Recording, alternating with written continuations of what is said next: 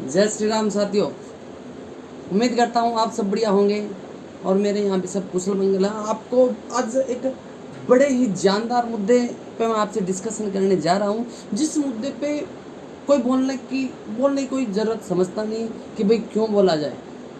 सबको ऐसा लगता है कि बोलना ही क्यों है।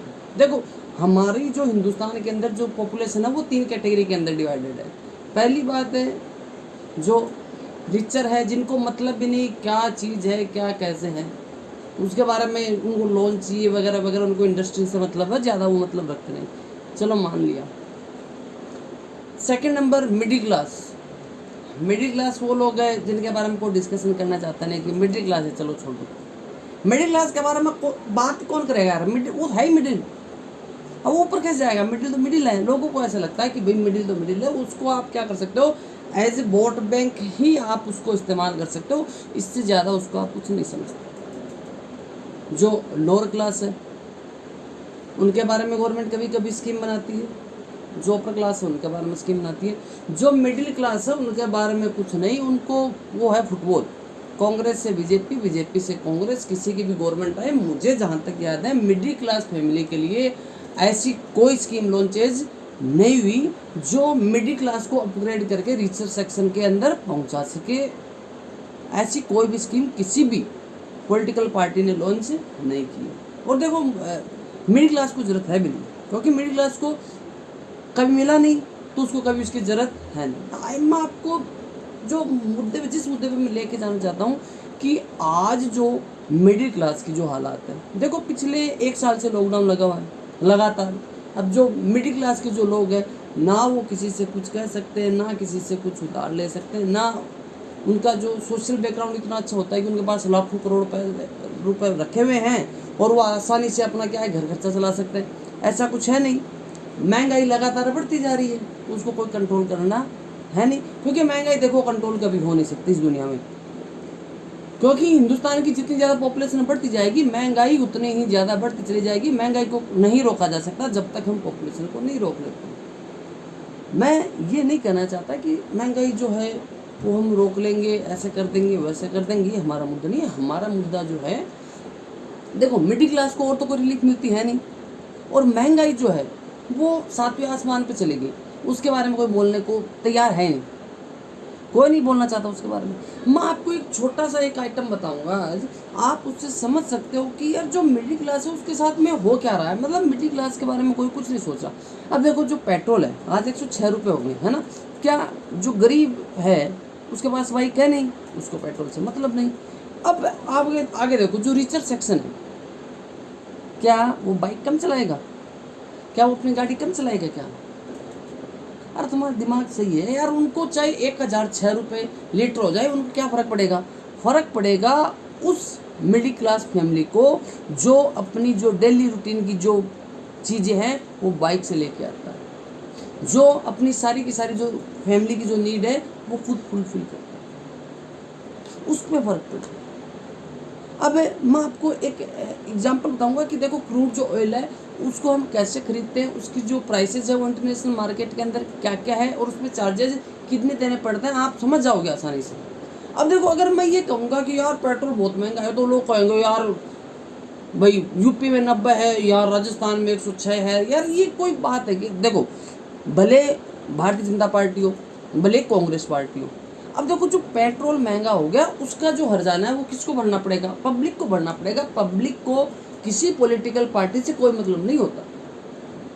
पब्लिक को मतलब इस बात से होता है कि उसकी लाइफ स्मूथली चले और उसका जो नेशन है वो डेवलप हो। अब देखो, पेट्रोल इस तरीके से अगर बढ़ता चला जाएगा तो क्या देश डेवलप हो पाएगा, मेरा अकॉर्डिंग नहीं हो पाएगा। और अगर मान लो कोई भगतगिरी से देखा जाए या फिर कोई चमचागिरी से देखा जाए तो उनके अकॉर्डिंग हो सकता है। देखो, उनकी अपने पास कोई गारंटी है नहीं। अब देखो, मैं आपको एक्सप्लेन करता हूँ। देखो, जब हम इंटरनेशनल मार्केट में जब क्रूड ऑयल की जो कीमत देखते हैं तो वो लगभग है 70 रुपये बैरल है।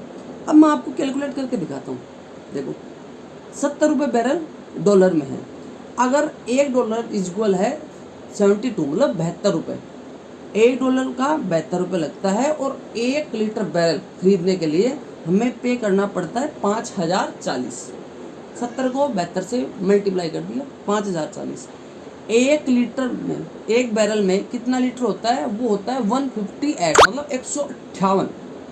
अब देखो जैसे ही 1 लीटर की अगर मैं कीमत निकालता हूँ तो 5040 रुपीज़ में मैं भाग दे देता हूँ 158 रुपीज़ का, तो लगभग जो पेट्रोल आता है वो लगभग 32 रुपये लीटर आता है। अब एक बात बताओ, 32 रुपये लीटर का पेट्रोल अगर मैं मान के चलो उसको 106 रुपये सेल कर रहा हूँ, तो आप ये बताओ किसके हितों पे कुठाराघात कर रहा हूँ? क्या रिचर सेक्शन को फर्क पड़ेगा? रिचर सेक्शन को फर्क नहीं पड़ेगा। विकर के पास बाइक है नहीं, व्हीकल है नहीं, उसको फर्क पड़ेगा नहीं, फर्क पड़ेगा मिडिल क्लास को। मिडिल क्लास के साथ ये कुठाराघात है। अब एक बात बताओ यार, 72 रुपये लीटर का पेट्रोल 106 रुपये लीटर बिक जाता है। अब उसमें चाहे भले गवर्नमेंट किसी की भी हो, किसी भी पार्टी की हो, एक्सप्लॉयटेशन किसका हो रहा है? शोषण हो किसका रहा है? शोषण जनता का हो रहा है। और जनता है बोलने को तैयार नहीं है। जनता ने आंखों पे पट्टी बांध ली है, उनको केवल अपनी राजनीतिक पार्टी दिखती है। किसी को भारतीय जनता पार्टी दिख रही है, किसी को कांग्रेस पार्टी दिख रही है, और जनता का जो एक्सप्लॉयटेशन हो रहा है वो किसी को दिखाई नहीं दे रहा। आप मेरी बात समझने की कोशिश करो कि अगर पेट्रोल की प्राइसेस बढ़ेगी तो लगातार महंगाई बढ़ती चली जाएगी, और अगर पेट्रोल की प्राइस को कंट्रोल करके रखा जाएगा तो महंगाई कम, समझो। अगर महंगाई कम होगी तो आप ये देख सकते हो कि भाई आपकी जो परचेजिंग पावर है वो ऑटोमेटिकली क्या हो जाएगी? बढ़ जाएगी, जो कि क्या है एक अर्थशास्त्र का विषय है कि हाँ यार कैसे कैसे बढ़ जाते हैं वो मैं आपको बाद में बताऊंगा। पर आपको यहाँ तक समझ में आ गया होगा कि देखो कैसे 32 रुपये के पेट्रोल को 106 रुपये लीटर में बेचा जा रहा है, और कितने पैसे राज्य सरकार और केंद्र सरकार कमा रही है। उससे मध्यम वर्ग के लिए क्या किया गया? जहाँ तक मुझे समझ में आया कोई स्कीम नहीं। इसका एक सुझाव है मेरे पास कि अगर ऐसा किया जाए तो मध्यम वर्ग को भी राहत मिल सकती है और रिचर सेक्शन को कुछ फर्क नहीं पड़ेगा। अगर जिसके पास बढ़िया गाड़ी है, जो रिचर सेक्शन के अंदर आता है, उसके लिए पेट्रोल कर दिया जाए 212 रुपये लीटर, उनको कोई फर्क नहीं पड़ना। देखो उनके पास खूब सारे पैसे, और जो मिडिल क्लास की जो फैमिली है उसके लिए पेट्रोल कर देना चाहिए 70 रुपीज़। तो देखो गवर्नमेंट की इनकम तो उतनी हो रही है, हो सकता है गवर्नमेंट की इनकम ज़्यादा हो जाए, क्योंकि आजकल प्राइवेट जो गाड़ियाँ हैं वो ज़्यादा चलती है। अब देखो अगर मान लो रिचर से ज़्यादा पैसे ले लिए तो क्या गवर्नमेंट को इनकम नहीं होगी? गवर्नमेंट को इनकम होगी। क्या मिडिल सेक्शन को बेनिफिट होगा? बिल्कुल होगा। आप मेरी बात को समझो। मेरा सजेशन ये है कि जो रिचर सेक्शन है उससे पेट्रोल के भले 212 रुपये प्रति लीटर चार्ज कर ली जाए, उनको कोई फर्क नहीं पड़ना। और जो मिडिल क्लास है अगर आप उससे 70 रुपीज़ चार्ज करते हो तो उसको पूरा का पूरा फर्क पड़ेगा, वो 30 रुपये और कहीं इन्वेस्ट करेगा। तो एक तरीके से आप ये कह सकते हो कि हमारा जो एक तरीके से जो इकोनॉमिक सिस्टम है वो कुछ ना कुछ ट्रैक पे आएगा इस बात से।